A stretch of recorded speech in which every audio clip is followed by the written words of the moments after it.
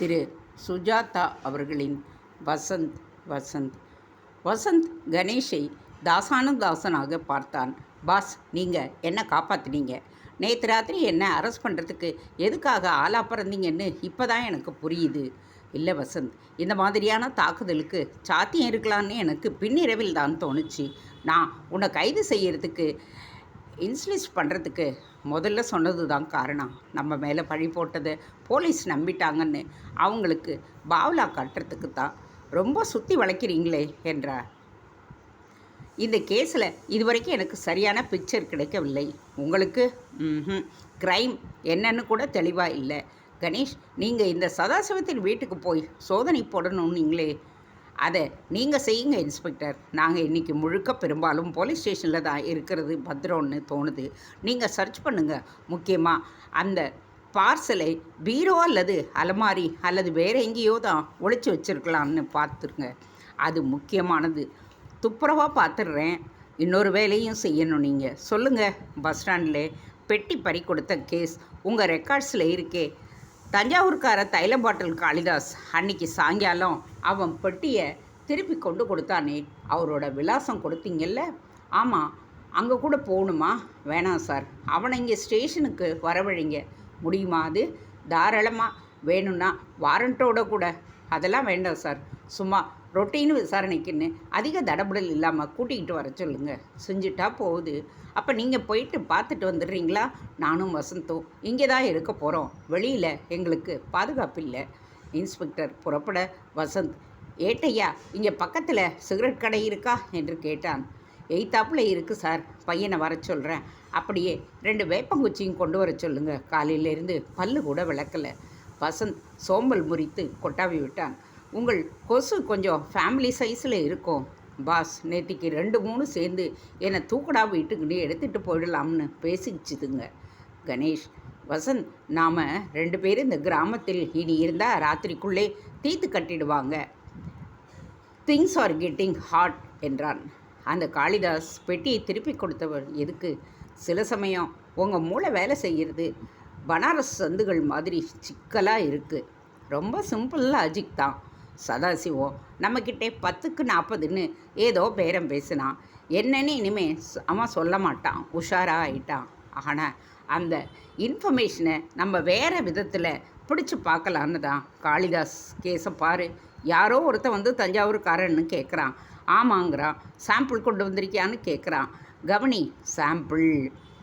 இவன் தன் நாத்த தைல சாம்பிள்னு நினச்சிக்கிட்டு அனுமானிச்சிருக்கான். அப்புறம் வியாபாரம் 10க்கு 40ன்னா என்ன தெரியாது. ஆனால் ஏறக்குறைய சதாசிவம் பேசின 10க்கு 40. அதெல்லாம் சரி boss. What are you aiming at? Bus ஸ்டாண்டில் காளிதாஸ் கிட்டே வந்து பேசியவன் அந்த கோஷியில் ஒரு ஆசாமி.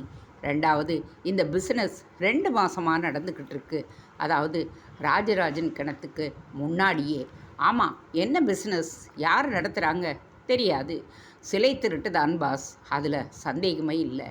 என்னால் அவ்வளவு ஷியோராக சொல்ல முடியாது. அதை பற்றி கவலையும் இல்லை. பெட்டியை கொண்டு வந்து கொடுத்த ஆள்கிட்டே இருந்து நம்ம என்னத்தை கண்டுபிடிக்க முடியும்? ஏதோ ரோட்டில் பெட்டியை பார்த்துருக்கான். ஒரு உண்மையுள்ள பிரஜை கடமை உணர்ச்சியோட டான்னு போலீஸ் ஸ்டேஷனில் கொண்டாந்து கொடுத்துட்டான். வசந்த் மரமண்டை. அவன் அந்த பெட்டியை எந்த இடத்துல கண்டுபிடிச்சான்? அந்த செய்தி முக்கியம் இல்லையா? எப்படி? அந்த பெட்டியை வாங்கிட்டு பிடுங்கிட்டு போனவங்க அதை தங்களோட ஆஃபீஸுக்கோ டென்னுக்கோ எங்கேயோ கொண்டு போய் பிரித்து பார்த்துருக்கணும். அது உபயோகம் இல்லை. ஆள் மாறாட்டம் ஆயிடுச்சுன்னு தெரிஞ்சோன்னே வீசி கடாசி இருப்பாங்க.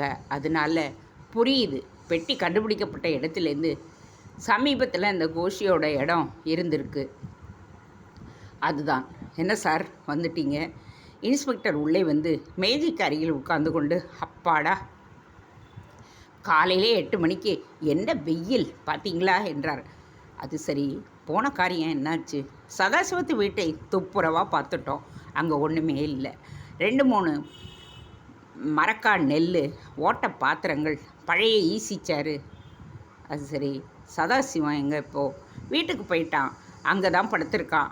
சர்ச் வாரண்ட் வேறு இல்லை. இருந்தாலும் அவனை மிரட்டியே எல்லாத்தையும் துப்புரவாக பார்த்துட்டேன்.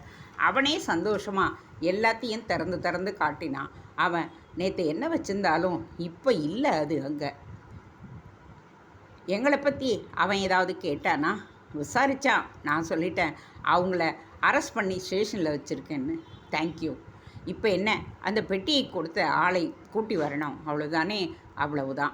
இன்ஸ்பெக்டர், நீங்கள் இந்த கேஸை சால்வ் பண்ணினீங்கன்னா உங்கள் கியாதி பல மடங்கு அதிகமாகி ப்ரொமோஷன் கூட கிடைக்கும். சும்மா ஐஸ் வைக்காதீங்க சார். இந்த ஸ்டேஷன் இது வரைக்கும் குவைட்டாக இருந்தது. இப்போ என்னமோ எசகேடோ ஊர்லேயே நடந்துக்கிட்டு இருக்கு. அதை சால்வ் பண்ணதுக்கு உங்கள் ஹெல்ப்பையும் எடுத்துக்கிறதுல எனக்கு ஒன்றும் தப்பு இருக்கிறதா தெரியல. கரெக்ட்.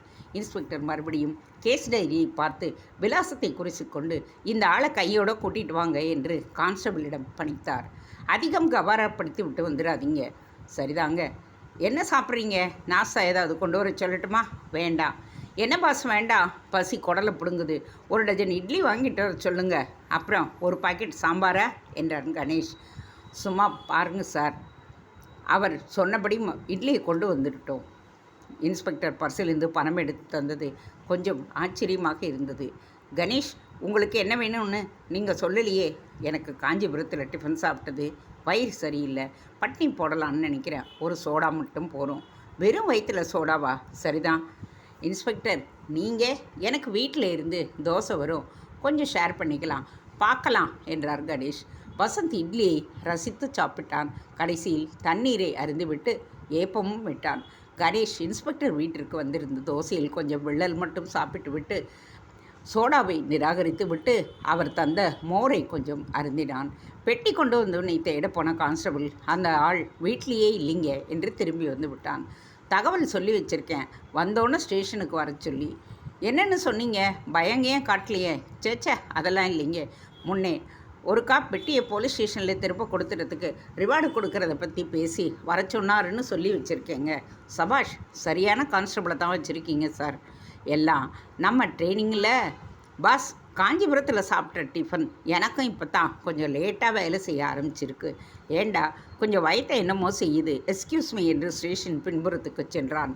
கணேஷ் கேஸ் டைரியில் இன்னும் சில என்ட்ரிகளை பார்த்தான். வேறு ஏதாவது கேஸ்கள் வெளியூர்காரங்களை சம்மந்தப்படுத்தி இருக்குமான்னு பார்க்க விரும்புகிறேன். சாரி இன்ஸ்பெக்டர், உங்கள் ஸ்டேஷன் விவகாரத்தில் நாங்கள் அனாவசியமாக குறுக்கிடுறதா நீங்கள் நினச்சிடக்கூடாது. சேச்சே, உங்கள் முகத்தை பார்த்ததுமே தெரிஞ்சுட்டேன். இதில் எனக்கு என்ன, நான் ஒண்டியாலாக இதை சமாளிக்க முடியாது.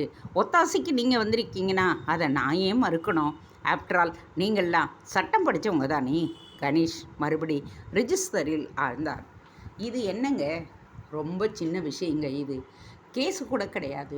ஒரு ஆள் பஸ் ஸ்டாண்டில் 100 ரூபா நோட்டு கீழே கிடக்கிறத பார்த்து அதை கொண்டு வந்து எங்கள்கிட்ட ஒப்படைச்சான். ஓனர் வர வரைக்கும் 3 மாதமாவது காத்திருந்து விட்டு அப்புறம் ட்ரெஷரியில் கட்டணும். இந்த மாதிரி சின்ன சின்ன கேஸ்கள் தான் டைரியில் நிறைய கிடைக்கும். நான் தேடுறது கொஞ்சம் வித்தியாசமான சம்பவங்களை. இந்த காளிதாஸ் மாதிரி வழக்கத்துக்கு மாறா அப்படி ஒன்றும் இல்லைன்னு தான் தெரியுது. என்ன பார்க்குறீங்க? வசந்த் எங்கே போன ஆளை இன்னும் காணாமே. அங்கேயே உட்காந்துட்டாரா? போய் 10 நிமிஷம் இருக்காது.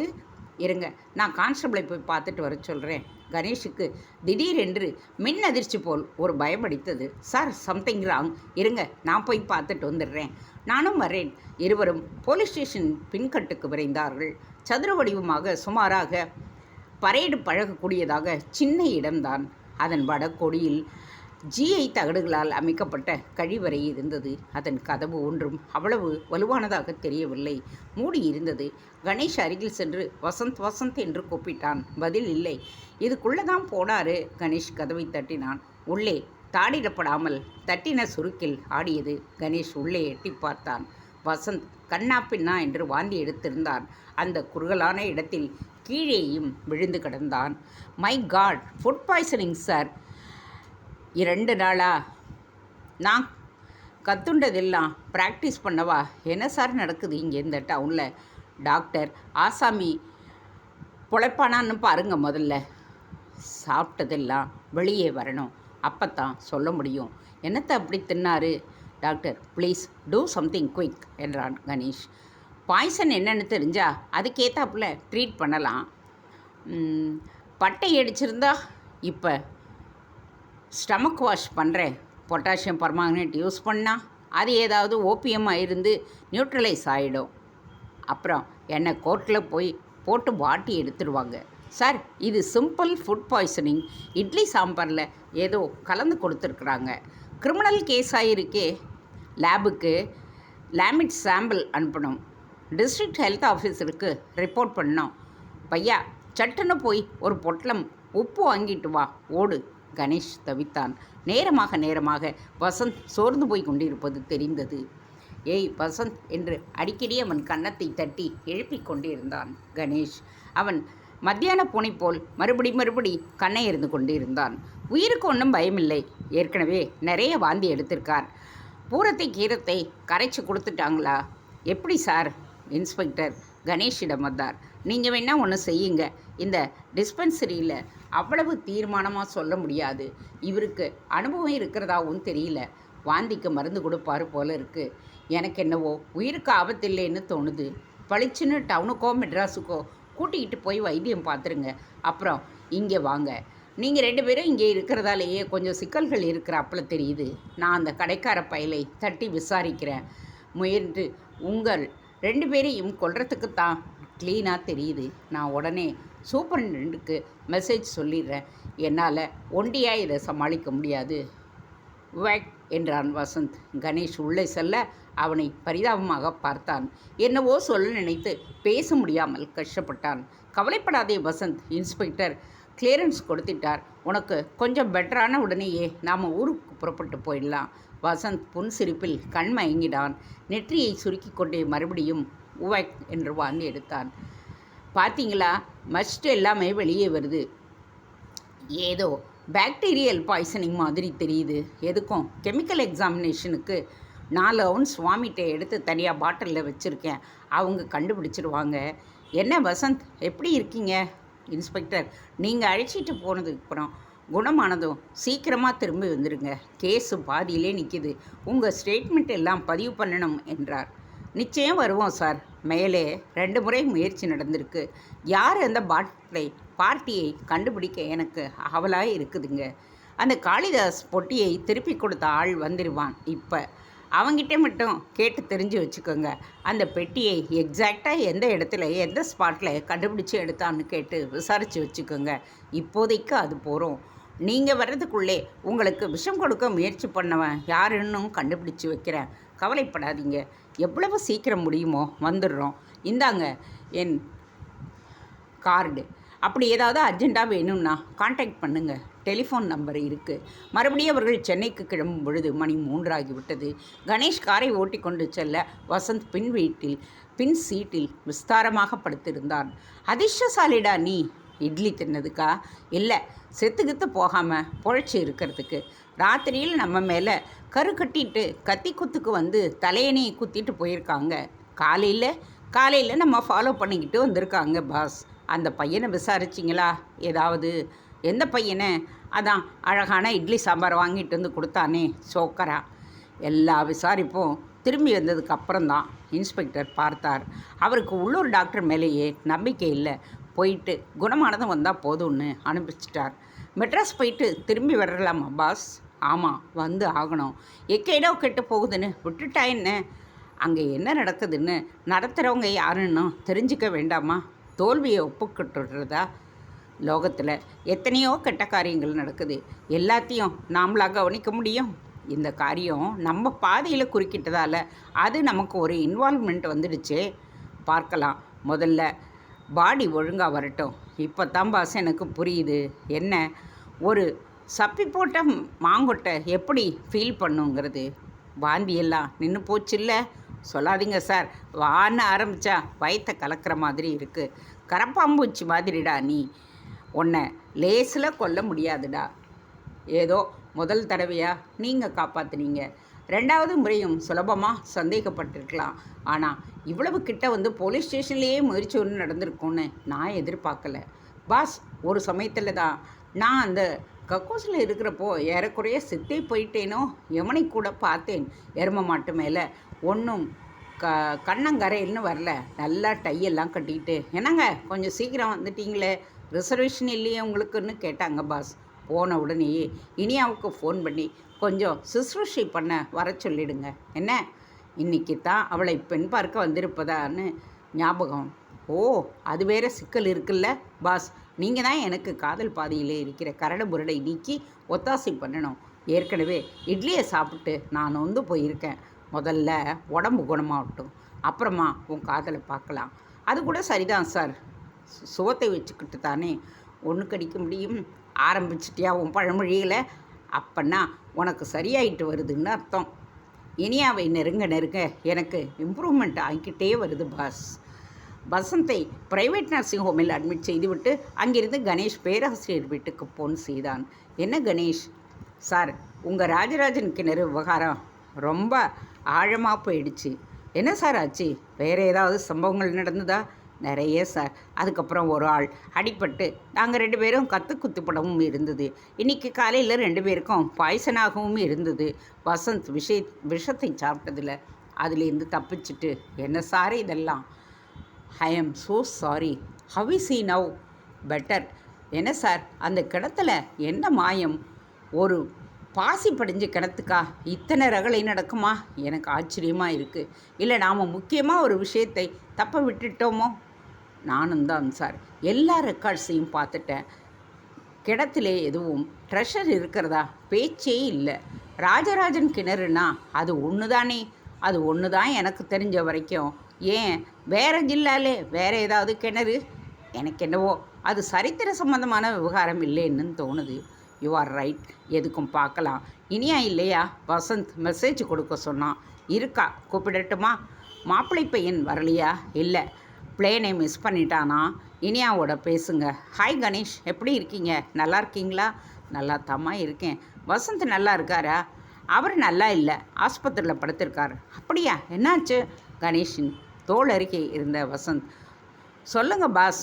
குத்துயிரும் குலையுருமா படுத்துக்கிட்டு இருக்கான். டாக்டர், இது ஒரு விஷ ஜுரம். ராத்திரி 12 மணிக்கு அப்புறம் தான் பிழைக்குமா இல்லைன்னு சொல்ல முடியுமான்னு சொல்லுங்கள். கணேஷ், ஃபுட் பாய்சனிங் ஆயிடுச்சு. He gave me some anxiety. முடிஞ்சா வந்து பாரேன் என்றான். வரேன் கணேஷ், நிச்சயம் வரேன்னு சொல்லுங்கள். அது வரைக்கும் அவரை நீங்கள் பார்த்துக்கோங்க. டெலிஃபோனை வைத்தான். என்ன பாஸ், ஸ்ட்ராங்காகவே சொல்லலை நீங்கள்? பொய் சொல்லி வரவழைக்கிறது நல்லா இல்லை வசந்த். எனக்கு ராஜேந்திரனை கொஞ்சம் பார்க்கணும். உடனே வரலைன்னா? வருவா. எதுக்கு அவசரப்படுற நீ? இனியா வரும்பொழுது வசந்த் கண்மூடி படுத்திருந்தான். வசந்த் பதில் இல்லை. கிட்டே வந்து தொட்டு பார்த்தாள். சிஸ்டர் என்று கூப்பிட்டாள். மூக்கின் அருகில் கை வைத்து பார்த்தாள். என்ன இது, மூச்சு இல்லையா சிஸ்டர்? என்னம்மா, இந்த பேஷண்ட்டை பாருங்க.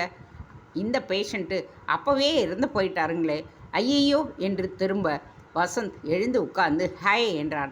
போங்க வசந்த், என்னை பயமுறுத்திட்டீங்க. நிஜமாவே பயந்துட்டியா நீ? ஆமாம்.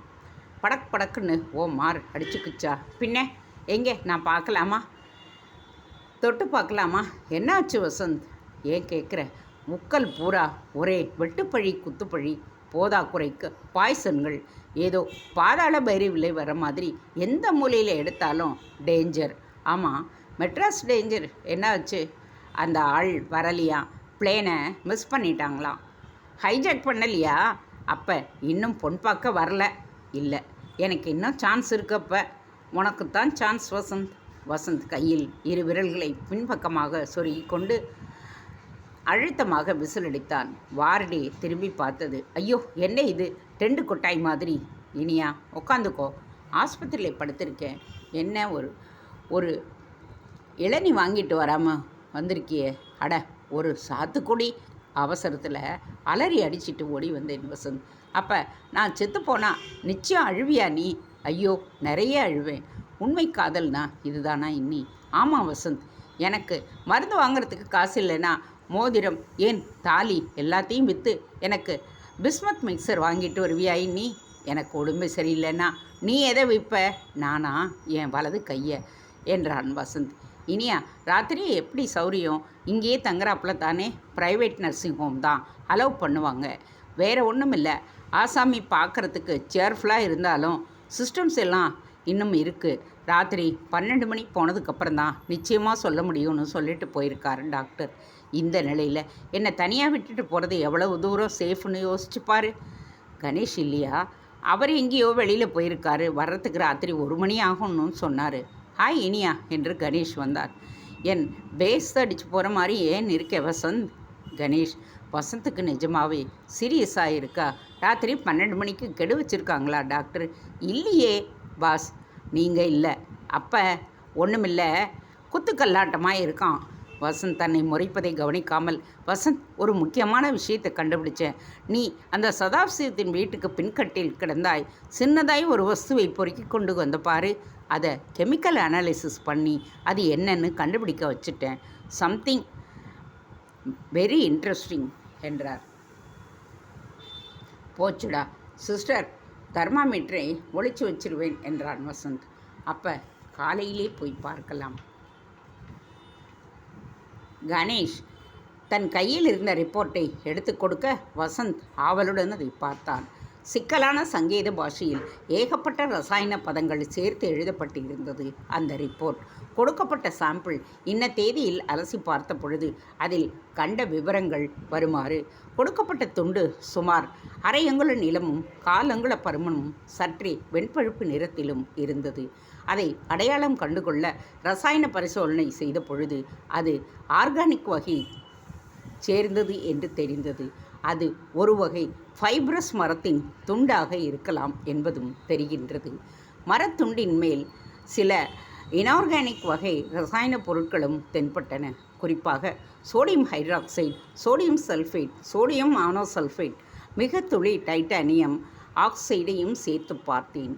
ஆர்கானிக் இன்ஆர்கானிக் பொருட்கள் எல்லாம் ஒரு செயற்கை கலவை என்றுதான் படுகின்றது.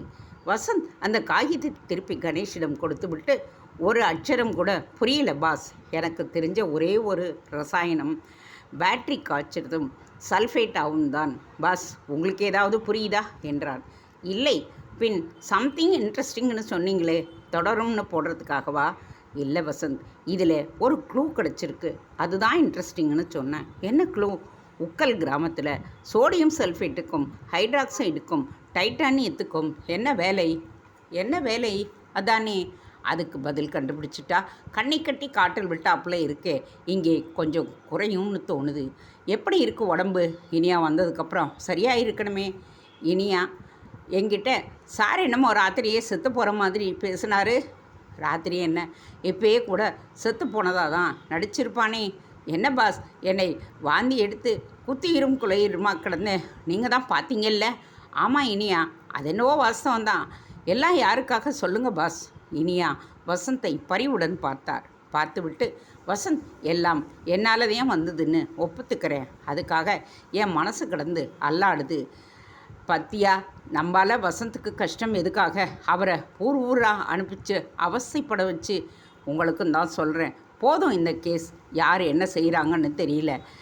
கட்டுரை கிடைக்காட்டா கூட பரவாயில்ல, அப்பா கிட்ட அடித்து சொல்லிட்டேன். வேணும்னா இன்னொரு கட்டுரையே எழுதிக்கங்க. பாவம், அவங்கள அனுப்பி கிணறு விட்ட பூதம் கிளம்புன மாதிரி ஆயிடுச்சு பாருங்கன்னு கோபமாக கூட பேசிட்டேன். கணேஷ், போதும், இதை விட்டு தள்ளுங்க. அந்த நிலைமையிலே நாங்கள் இல்லை சீனியா. சாட்சி சொல்வது அங்கே நாங்கள் திரும்பி போகணும். வசந்துக்கு குணமானதும் ஒரு நட போயிட்டு வந்துடுறோம். அதுக்குள்ளே இந்த வினோதமான நிகழ்ச்சியை பற்றி நினச்சிக்கிட்டே அசை போட்டுக்கிட்டே இருந்தால் திடீர்னு பாஸுக்கு இன்ஸ்பிரேஷன் வந்துடும். அட, அதாண்டா கண்டுபிடிச்சிடுவார். இனியா, லேட்டஸ்ட் கேட்டியா? ஒரு அப்பா பையன்கிட்ட 50 ரூபாயை கொடுத்து டவுனுக்கு போய் என்ன வேணா பண்ணிட்டு வாடான்னுட்டாரான். பையன் காலேஜ் பையன். அங்கு வந்த நர்ஸ், ஐயோ அந்த கதையை கேட்காதீங்க, ரொம்ப மோசம். என்ன வசந்த் இது என்றாள். ஏய், ஜோக்கெல்லாம் வேண்டாம், பேசாமல் படு. Good night Vasanth, sleep well. இரு, ஒரு புது கவிதையாவது கேட்டுவிட்டு போ, அதுவும் நல்லதல்ல என்றாள் நர்ஸ். போச்சுடா சிஸ்டர், தெர்மாமீட்டரையும் ஒளிச்சு வச்சுருவேன் என்று மிரட்டினான் வசந்த். அப்போ காலையில் பார்க்கலாம். இனியா போறியா? பாஸ் ட்ராப் பண்ணிடுவார், பின் சீட்டிலே உட்காந்துக்கிட்டு போ. அவர்கள் சென்றதும் வசந்த் தலையணைக்கு அடியிலிருந்து சிகரெட்டை எடுத்து பற்ற வைத்து கொண்டான். தன் கட்டிலின் தலைமாட்டில் இருந்த ஆஸ்பத்திரி காகிதத்தில் ஒரு வெள்ளைத்தாளை கிழித்து கொண்டு நர்ஸிடம் பேனாவை வாங்கி எழுத ஆரம்பித்தான். 10க்கு 40 என்ன அர்த்தம்? நீ 10 ரூபாய் கொடு, நான் 40 ரூபாய் கொடுக்கிறேன் என்றா? இந்த வியாபாரம் யார் செய்வார்கள்? மட்கா இல்லை, அபத்தம். ஏதோ ஒரு பொருளுக்கு 40,000 4,000 ரூபாய் விலை மதிக்கக்கூடிய பொருள் என்ன இப்படி இருக்கலாம்? 10 கிராம் விலை 40 ரூபாயோ அல்லது 40,000 ரூபாயோ? அது என்ன ஓபியம்? துப்பறியும் கதைகள் நிறைய படிப்பதால் வரும் யோசனை இது. பாஸ், ஏன் அந்த பஸ் ஸ்டாண்டு சம்பவத்துக்கு அவ்வளோ முக்கியம் தருகின்றார் அவர்? மரத்துண்டு, சோடியம் ஹைட்ராக்சைடு, ராஜராஜன் கிணறு, என்ன சம்பந்தம்? ஏதாவது சின்ன விஷயத்தை, ஆனால் முக்கியமான விஷயத்தை விட்டு விட்டுனோம். மரத்துண்டை வைத்துக்கொண்டு என்னென்ன செய்யலாம்? எரிக்கலாம், ஆயுர்வேத மருந்து செய்யலாம். இல்லை இல்லை, மரத்துண்டு, அந்த ரசாயன பொருள் பட்டியல் 10க்கு 40, இவை எல்லாவற்றுக்கும் பொதுவான ஒன்று. அது எது? ஒரு மண்ணும் புரியல. வசந்த் தூங்கி போனான். அதே சமயம் கணேஷ் தன் அறையை அடைந்து படித்து கொண்டிருந்தான். புத்தக வர்க்கங்களில் அவன் கவனம் நிலைத்திருக்கவில்லை. பிளாஸ்கிலிருந்து பால் ஊற்றி சாப்பிட்டான். பேனாவை கடித்து கொண்டு யோசித்தான். சதாசிவத்திடம் விடை இருக்கலாம், ஆனால் அவன் சொல்ல மாட்டான். உயிருக்கு ஆபத்து என்று தெரியும் பொழுது எவன்தான் சொல்வான்? கணேஷுக்கு நடந்த எல்லா சம்பவங்களுக்கும் மறைமுகமாக ஒரு சங்கிலி தொடர்பு இருக்க வேண்டும் என்று பட்டது. இப்போது அந்த சங்கிலி அருந்து சிதறி இருந்தது. எடுத்து கோக்க வேண்டும். எப்படி? அதுதான் புரியவில்லை. சாம்பிள் கொண்டு வந்திருக்கிறாயா? அவர்கள் என்ன சாம்பிளை எதிர்பார்த்து கொண்டு இருந்தார்கள்? பஸ் நிலையத்தில் 2 சம்பவங்கள். முதல் சம்பவம், தஞ்சாவூர்காரனிடமிருந்து பெட்டி பறிக்கப்பட்டிருக்கிறது. பெட்டி திருப்பி கொடுக்கப்பட்டிருக்கிறது. இல்லை, தெருவில் எரியப்பட்டிருக்கிறது. பணம் பாதிக்கப்படவில்லை. 10க்கு 40, பணம் இல்லை. சாம்பிள் போதைப்பொருளாக இருக்கலாம். இது ஒரு முக்கியமான சாத்தியம். மரத்துண்டு, சோடியம் வகை ரசாயன பொருள். கணேஷுக்கும் ஒன்றும் புரியவில்லை. சோடியம் பற்றி படி. காலை எழுந்ததும் நரசிங்கம்மாவுக்கு போன் செய்து வசந்தை விசாரித்தான். அவன் தூங்குகிறான் என்று தெரிந்தது. மனம் சற்று தெளிந்தது. இன்று கோர்ட்டுக்கு போக வேண்டும். கொஞ்ச நாள் கிணற்றை மறந்துவிட்டு கோர்ட்டை கவனிக்க வேண்டும். வசந்த் பூரண குணமாவதற்கு இன்னும் 2 நாட்கள் ஆகலாம். 2 தினங்களுக்குள் இந்த விவகாரத்தை மூட்டை கட்டி வைத்து விடலாம். அதற்கு பிறகு இதை யோசிக்கலாம். கணேஷ் தன் பிரீஃப் கேஸை பார்வையிடத் துவங்கினான். 10 மணிக்கு கோர்ட்டுக்கு கிளம்புவதற்கு முன் டெலிஃபோன் அடித்தது. கணேஷ், நான் அப்பாதுரை பேசுகிறேன். ஓ ப்ரொஃபஸர், எப்படி இருக்கீங்க? பரவாயில்லை. வசந்துக்கு உடல் நலம் இல்லைன்னு இனியா சொல்லுச்சு. பரவாயில்லைங்க, இப்போது உயிருக்கொன்னும் ஆபத்து இல்லையே? இல்லைங்க. இதை விசாரிக்கத்தான் ஃபோன் பண்ணிங்களா? உங்கள் குரலில் ஆயாசமும் கோபமும் தெரியுது. உங்களுக்கு நிகழ்ந்து போனதெல்லாம் கேள்விப்பட்டேன். அதுக்காக நான் ரொம்ப வருத்தப்படுறேன். ஏதோ விளையாட்டாக ஒரு கட்டுரையை தேடுறதில் ஆரம்பித்து இவ்வளவு தூரத்துக்கு போகும்னு கனவுலையும் நான் நினைக்கல. நான் எதுக்கு ஃபோன் பண்ண வந்தேன்னா, அந்த ராஜராஜன் கிணத்தை பற்றி இன்னும் சில சரித்திர தகவல்கள் கிடைச்சிருக்கு. அதை பற்றி உங்ககிட்ட சொல்லலான்னு உத்தேசித்து தான். ப்ரொஃபஸர், எனக்கு இப்போ கோர்ட்டுக்கு போக வேண்டிய அவசரம் இருக்குது. இப்போ நீங்கள் சொல்கிறீங்கன்னா எதுவுமே எனக்கு புரியாது. சாயங்காலம் வரட்டுமா? அப்போ நீங்கள் ஃப்ரீயாக இருப்பீங்களா? வாங்க. அதுக்கு முன்னாடி நான் கண்டுபிடிச்ச இந்த புது தகவலோட சாரத்தை மட்டும் நான் உங்களுக்கு சொல்லிடுறேன். இல்லைனா எனக்கு மண்டை வெடிச்சு போயிடும். சொல்லுங்க. கணேஷ் கை கடிகாரத்தை பார்த்து கொண்டார். அந்த கிணத்துல ஒரு பெரிய செல்வத்தை மறைச்சி வச்சுதா சரித்திரபூர்வமாக இப்போ தகவல் கிடச்சிருக்கு. செல்வம்னா நிறைய புத்தகங்கள், நாணயங்கள், குடமாக. Is it interesting? சாயங்காலம் விவரமாக சொல்லுங்கள். தேங்க்ஸ். வச்சிருட்டுமா? கணேஷுக்கு பேட்டின் ஸ்டீரிங்கில் மனம் பதியவில்லை. குடமாக தங்க காசுகள். இப்போ புரிகிறது. 10 காசுகளுக்கு 40,000. அதுதான் வியாபாரம். ரங்கராஜன் கிணற்றை தோண்டி எடுத்து பார்க்கலாம். தாவாதி, முதலில் பேராசிரியரின் புதிய தகவலை பார்க்கலாம். கணேஷ் கோர்ட்டுக்குள் நுழைந்த பொழுது தாமதமாகிவிட்டது. அவசரமாக கருப்பு கவுன் பறக்க காரிடாரில் விரைக்கும். Mister Ganesh, I was about to adjourn the case. Sorry your honour. ஒரு சிவில் கோர்ட்டுக்கு பினாமி டைட்டில்ஸ்களில் ஜூரிடிக்ஷன் உண்டா என்ற மதிப்புக்குரிய நண்பர் கேட்டது எனக்கு வியப்பாக இருக்கிறது. செக்ஷன் 66(1) படி மறுபடி பரிசீலிக்க அவரை அழைக்கிறேன். சப்தமான சான் புல்கன் வழக்கில் கோர்ட்டின் பின்னால் பாதிகளில் மேக்னா கார்ட்டா காலத்தில் இருந்த வாரிசாக வந்திருக்கும் சட்ட புத்தகங்களின் சிக்கலான வாக்கியங்களில் கணேஷ் பரிபூர்ணமாக தன்னை அழுத்தி கொண்டு முன்தினம் நடந்த எல்லா சம்பவங்களையும் மறந்து போனான். கொஞ்ச நேரத்துக்கு. வசந்துக்கு மத்தியானம் 11 மணிக்குள் சரியாகிவிட்டது. ஆஸ்பத்திரியிலிருந்து டெலிஃபோன் செய்தான். பாஸ், எப்படி இருக்கீங்க? நீ சொல்லுடா. பேனாமி கேஸ் எடுத்துட்டாங்களா? இல்லை, ஷார்ட்ஸ் அன்மெண்ட்டா எடுத்துக்கிட்டாங்க. ஜூரிடிக்ஷன்லேயே கிடையாதுன்னு வாதாடுறாரு. ஏண்டா வசந்த், 66 அப்படி ஏதாவது இருக்கா? 66(22) பாருங்கள். மெட்ராஸ் ஸ்டேட்டுக்கு அமௌண்ட்மெண்ட் இருக்குது பத்தியா, அதை மிஸ் பண்ணிட்டேன்னா எப்படி இருக்க, இங்கே வர முடியுமா? இப்போ இன்றைக்கி ரெஸ்ட் எடுத்துக்க. பேராசிரியர் ஃபோன் செய்தார். அந்த கிணத்துல ட்ரெஷர் இருக்கிறதா ஒரு சரித்திர குறிப்பு கரைச்சிருக்கான். சாயங்காலம் அவரை வர சொல்லியிருக்கேன். பாஸ், தனியாக போகாதீங்க, ஏதாவது ஆபத்து நிகழலாம். மெட்ராஸில் கூடவா? சொல்ல முடியாது, வெத்து குண்டங்கெல்லாம் ஊர்லேயும் இருக்காங்க. அப்போ பாஸ், ஒரு வழியாக படம் பளிச்சுன்னு தெரியுது. உனக்கு தெரியுதா? பின்ன எல்லாரும் கிணத்துல போட்டிருக்கிற தங்க சொத்துக்கு அலையிறாங்க. அப்படின்னா 10க்கு 40ன்னா என்ன வியாபாரம் அது? அது ஏதாவது சங்கீத பாஷையாக கூட இருக்கலாம்ல. பார்க்கலாம். Let us not rush. எனக்கு ஏதாவது வேலை. நான் ஆஸ்பத்திரியை விட்டு நான் 1/2 மணியில் கிளம்பிடுவேன். நர்ஸை மாற்றிட்டாங்க. சுத்தளவு ஜாஸ்தியாக ஒரு பெரிய அம்மாவை போட்டிருக்காங்க. பார்த்தா சரி சரி வசந்த், எனக்கு ஒரு காரியம் பண்ணு. லைப்ரரிக்கு போய் சோடியம், அதனுடைய உபயோகங்கள் பற்றி, அதனுடைய இண்டஸ்ட்ரியல் யூசஸ் பற்றி, கெமிக்கல் யூசஸ் பற்றி எல்லாவற்றையும் ஒரு சின்ன குறிப்பு எழுதி கொண்டு வா. சுமார் 4-5 பக்கம் போதும், வளவளன்னு எழுதாது. டன். அப்புறம் ராரா கிணத்தை பற்றி வேறு யாராவது ஆராய்ச்சி செஞ்சு வச்சுருக்காங்களா? இருந்தா என்ன அது என்னன்னு கண்டுபிடிச்சிருக்காங்க. டன். கிணத்தையே தலைகீழாக்க ஒத்துடுறேன். அப்புறம் ஒரு வினோதமான கேள்வி. பேராசிரியர் நிஜமாகவே சரித்திர பேராசிரியரா இல்லை ரீலா? பாஸ், என்ன அடிமடியிலேயே கையை வைக்கிறீங்க? எதுக்கும் யூனிவர்சிட்டிக்கு போய் ஒரு நடை விசாரித்து வந்துடுறேன். அவரையும் சந்தேகப்படுறீங்களா? ஆமாம், சந்தேகப்படுறேன். நான் கூட உண்டா உங்கள் பட்டியலில்?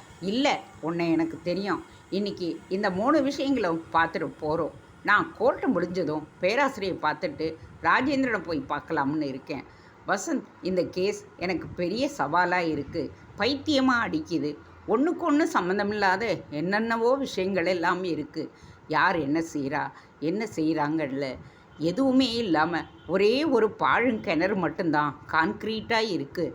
அதை சுற்றி என்னென்னவோ பித்தலாட்டம் நடக்குது. கண்டுபிடிக்கலான்னா தூக்கம் வராது போல இருக்குது. கண்டுபிடிக்காமல் விட்டுறதாவது பார்த்துடலாம். கணேஷ் மாலை அந்த அறைக்கு திரும்பிய பொழுது அவனுக்கு வந்த கடிதங்களில் மேல் விலாசம் எழுதப்படாத கடிதம் ஒன்று கலந்து கிடந்தது. பிரித்தால் மேலே விவரம் தெரிந்து கொள்ள வேண்டுமா, அருணாவுக்கு வா என்று இருந்தது. தேங்க்ஸ் ஃபார் வாட்சிங். Please subscribe.